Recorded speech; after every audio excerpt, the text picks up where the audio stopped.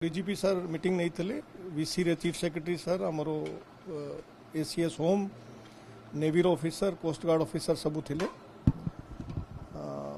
Coastal area रे आमे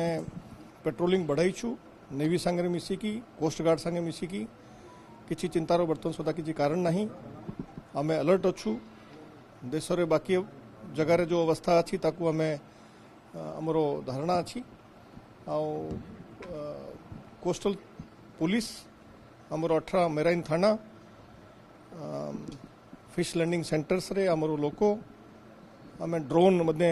deployment करीचु जेते प्रकार भी संभव अच्छी सेते प्रकार कोस्टल पुलिस ओडिशा रो मेराइन पुलिस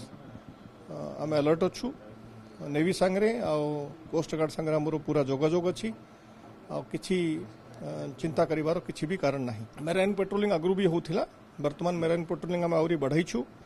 आगु मेराइन पेट्रोलिंग आम दिन बेले केतबेले करूथिलु मझरे मझरे करथिलु वर्तमान कंटिन्यूअसली मेराइन पेट्रोलिंग आम करूछु।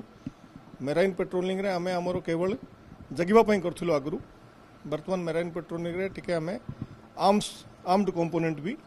रखीछु इंटेलिजेंस इनपुट भी ए प्रकार आप जानी सबुआड़े तो वर्तमान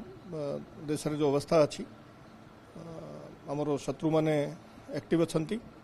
आमे भी तांको ठारू आउरी बेसी एक्टिव अच्छु।